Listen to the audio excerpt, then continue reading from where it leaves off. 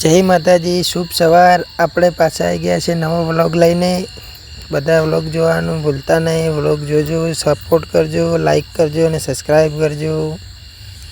તો મિત્રો, સવારમાં નાહી ધોઈને આપણે તૈયાર થઈ ગયા। આ છે મમ્મી, ભેંસને પાણી પાઈને નવરાઈને લઈને આવી રહી છે। તો મમ્મીએ ભેંસને પાણી બીજું પાઈ લીધું અને હવે આપણે જઈશું કાકાના ઘરે, મોટાબાના ઘરે જઈશું। ત્યાં રાજુ મામા કડિયા કામ કરી રહ્યા છે। તમને બતાવું કેવું કડિયા કામ કરી રહ્યા છે, તો તમે વ્લોગમાં બન્યા રહેજો। જો આ છે રાજુ મામા કડિયા કામ કરી રહ્યા છે। એમને કેમેરામાં દેખતા થોડી શરમ આવે છે એટલે દેખતા નહીં, પણ હું એમને દેખાડીને જ બતાવીશ। કામ એકદમ જોરદાર કરે છે। તમારે પણ કડિયા કામ કરાવવું હોય, ઘર બાર ચણવું હોય, ઢાબુ બીજું ચણવું હોય તો કોન્ટેક કરજો। જો કેવું સરસ મજાનું બનાવ્યું છે। શરમ આવે મામાને કે તું મને વ્લોગમાં લઈ લઈશ, મને ફેમસ કરી નાખશે। આ છે અમારા અશ્વિન કુમાર, અમારા વિનોદભાઈ।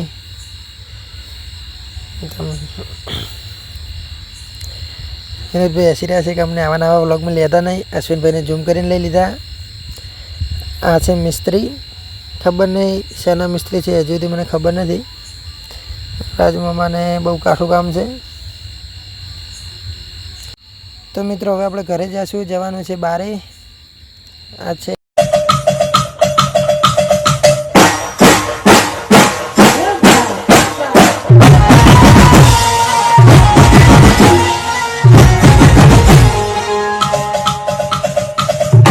તો મિત્રો, ઋષિ અને એની મમ્મી બંને તૈયાર થઈ ગયા છે। અમારે જવાનું છે માતાજીના દર્શન કરવા, શીતળા માતાના દર્શન કરવા। જોઈ લો, તૈયાર થઈ ગયા છે। હું પણ તૈયાર તો વહેલા નહીં ધોઈને તૈયાર થઈ જ ગયો હતો। હવે અમે જઈશું, જઈથી નીકળી ગયા છે, બાઇક લઈને નીકળવાનું જ છે।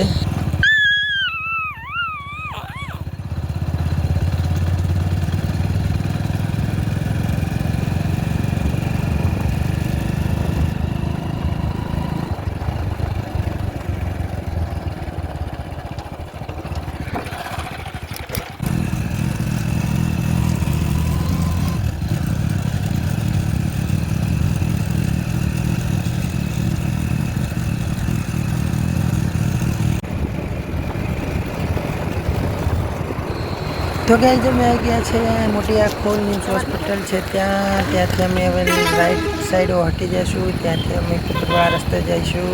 મહાકાળી માતાનું મંદિર આવી ગયું છે, જોઈ શકો છો। હવે અમે કુતરવા રસ્તે નીકળી જઈશું। તમે બધા આવેલા છો મેળે। અમે કાલે સાતમમાંથી સાતમ નહોતા ગયા, આજે અમે આઠમ નથી માતાજીના દર્શન કરવા જઈ રહ્યા છીએ। તમને પણ દર્શન કરાવશું। જોઈ શકો છો સિંગલ રોડ તમે। ગાઈસ, ફાઇનલી અમે કુપટ શીતળા માતાજીના મંદિરે પહોંચી ગયા છીએ। ઠેઠ મંદિરે જોઈ શકો છો તમે, મેળામાં આવ્યા છો તો તમે જોયું છે પાણીનું ટાંકું। અમે છેક પહોંચી ગયા શીતળા માતાજીના મંદિરે। તમને જોઈ શકો છો ગેટ છે, ગેટની અંદર જઈને તમને પણ દર્શન કરાવશું મા શીતળા માતાજીના।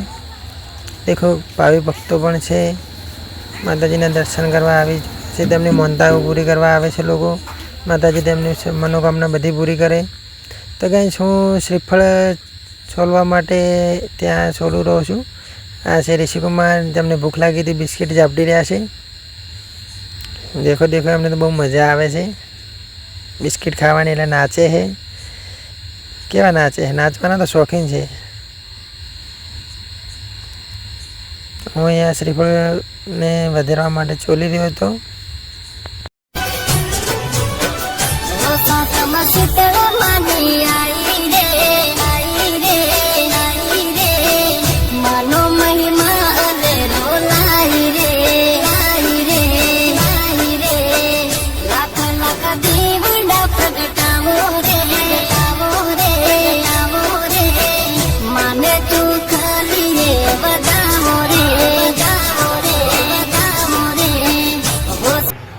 તો ગાઈઝ, હું પણ શૂટિંગ કરતો હતો, બીજા બ્લોગર ભાઈઓ પણ શૂટિંગ કરતા હતા, એટલા માટે હું મારું શૂટિંગ કરીને બહાર નીકળી ગયો। ઘણા બધા ભાવિ ભક્તો આવતા હતા એટલે આપણે વધારે ત્યાં મંદિરમાં શૂટિંગ કરાય નહીં। પછી હું મંદિરની આજુબાજુના સીન લેવા માટે બહાર નીકળી ગયો। તમને પણ બતાવું, જો બહુ સરસ મંદિર છે। શીતળામાં હવના રોગ દુષ્કાળો બધાને મટાડે એવી માને પ્રાર્થના કરું છું.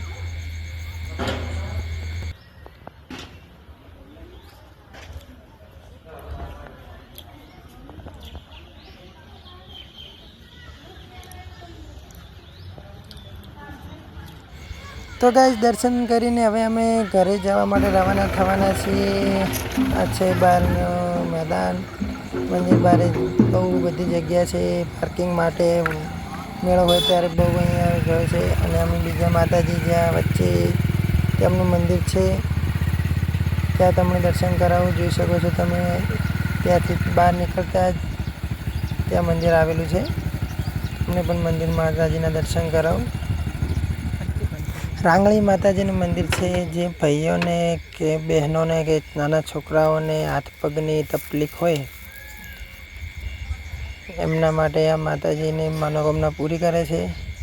હાથ પગમાં કારણ કે કોઈ લખવો હોય એવી માનતા રાખવામાં આવે તો ઠીક થઈ જાય છે એવી. તો ગાઈઝ ફાઇનલી અમે ઘર માટે રવાના થઈ ગયા દર્શન કરીને. અને ફાઇનલી ગાઈઝ હું ઘરે આવી ગયો.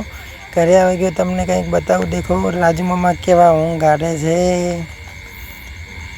કામ કરીને થાક્યા હોય એટલે દેખો તમને બતાવું કેવા ઊંઘ્યા છે. અમને ખબર નથી કઈ રીતના ઊંઘ્યા છે. લેબડે પગ પીડાઈને ઊંઘ્યા છે. જગાડવાની કોશિશ કરી પણ જાગ્યા નહીં. બડે ખતરનાક લોગ હે. તો ગાઈઝ ઘરે આવ્યા પછી ફાઇનલી હું અને રાજેશ ડીસા માટે જવાનું છે. એટલે ડીસા હું અને રાજેશ જવાઈ રહ્યા છીએ. જો ફાઇનલી ડીસા અમે નીકળી ગયા છીએ. પછી ડીસા જઈને રાજુભાઈને મને ભૂખ લાગી હતી એટલે અમે દાબેલી ખાઈ લીધી. જો દાબેલી લઈને કેવા આવે છે. રાજુ કાકાને દાબેલી ખાઈ લીધી. રાજુભાઈ અને મેં બંનેને બહુ ભૂખ્યા પેટે બહુ ભૂખડની જેમ હવે ખાશે. અને હું પણ ખાઈશ. અમે ભૂખડ તો નથી. ફરીને બહુ ભૂખ લાગી હતી. દાબેલી ખાઈને ફાઇનલી રાજુભાઈને હેર કટિંગ કરી નાખ્યું છે. જુઓ કેવા ચક્કા જેવા તૈયાર કરી નાખ્યા ને. હેર કટિંગ કરીને પછી હું અને રાજેશભાઈ નીકળી ગયા ફરવા માટે. ફરતા હતા હું અને રાજેશભાઈ. એ તો જોને હું ચક્કા જેવો લાગુ, હીરા જેવો લાગુ એટલે અમને જોજો કરતા હતા. તો મિત્રો રાજુભાઈનું હેર કટિંગ કરીને અમને ત્યાંથી નીકળી ગયા શોપમાંથી. અને શોપમાંથી નીકળતા હતા બારે. અને અમને અમારા ભાઈબંધ જીગરજાન એવા ગોપાલ શેર અમને મળી ગયા. એટલે અમે એમને પણ વ્લોગમાં લઈ લીધા. ગોપાલસિંહ કે યાર મને વાળ બીજા થોડા હરખા કરવા દો. મેં ના કંઈ હરખા કરવા નથી. પછી અમે ફાઇનલી ઘરે આવી ગયા. ઘરે આવીને અમે જ્યાં રાજુમાં અમારે ચણતર કરતા હતા અમારા વિનોદભાઈના ત્યાં હું આવી ગયો. પતરા પર બીજા ચડાવી દીધા. અમે પતરા ચડાવીને બધું પછી હું દેખો તમને બતાવું કેવું લાગે છે. અમે રસોડું બનાવ્યું છે અમારા વિનોદભાઈએ. ત્યાં રાજુમામાએ પતરા ચડાવ્યા છે. તેમને ચણતર કર્યું છે. દેખો કેવા લાગે છે કે યાર તું મને વારા ઘડીએ વ્લોગમાં લેના. હું નહીં સારો લાગતો. મેં નહીં તમને જ લેવાના છે. પછી અમારો ટેણીઓ અને બીજું બંને ચા પી રહ્યા છે. અશ્વિનભાઈ બેઠા છે. જો અશ્વિનભાઈ તો યાર કામ કરીને થાકી ગયા છે. અને બીજું પણ થાકી ગયો છે. અને વ્લોગ ગમે તો લાઈક કરજો, શેર કરો, સબસ્ક્રાઈબ કરજો મિત્રો ભૂલતા નહીં.